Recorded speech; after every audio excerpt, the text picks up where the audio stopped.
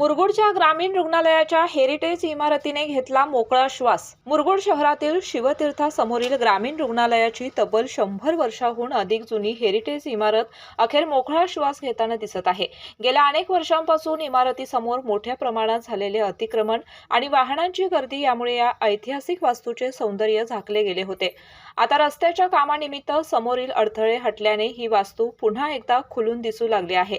गेल्या 10 वर्षात वाढलेल्या अतिक्रमणामुळे ग्रामीण रुग्णालयाची ही जुनी इमारत पूर्णपणे झाकली गेली होती। यामुळे परिसरात वाहतूक कोंडीची समस्या गंभीर बनली होती। अनेक वेळा रुग्णवाहिकांनाही दुसऱ्या बाजूने वळसा घालून जावे लागत असल्याने अडचणी निर्माण होत होत्या।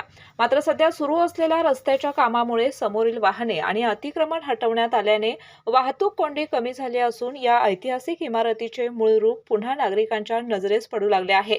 कागल संस्थानचे राजे सर पिराजीराव घाटगे यांच्या काळात ही वास्तू बांधण्यात आल्याची माहिती समोर येत आहे। 100 वर्षांहून अधिक इतिहास लाभलेल्या या इमारतीचा उपयोग पूर्वी निवासासाठी देखील केला जात होता।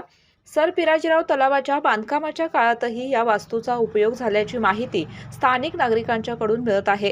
ग्रामीण रुग्णालयाची नवीन इमारत उभारल्यानंतर जुन्या इमारतीतील सर्व कारभार नव्या इमारतीत हलवण्यात आला होता। त्यानंतर या हेरिटेज वास्तूचे नूतनीकरण करण्यात आले आणि तिचे आकर्षक रूप अधिक खुलले। मात्र समोरील अतिक्रमणामुळे तिचे सौंदर्य झाकवले गेले होते। आता अतिक्रमण हटल्याने आणि रस्ता मोकळा झाल्याने या ऐतिहासिक इमारतीने जणू मोकळा श्वास घेतल्याची भावना नागरिकांच्या मध्ये व्यक्त होत आहे। केके न्यूज साठी कागल प्रतिनिधी ओंकार पोद्दार। नवीन Suzuki e Access electric scooter silent, smooth आणि स्टायलिश, आरामदायक सीट, डिजिटल फीचर्स आणि रोजच्या वापरासाठी परफेक्ट कम्फर्ट, एक चार्ज आणि शहरभर निश्चिंत राईड, कमी खर्च, शून्य प्रदूषण। आजच मोहिते सुझुकी कावळा नाका, मोहिते सुझुकी उद्यमनगर आणि मोहिते सुझुकी साने गुरुजी शोरूमला भेट द्या।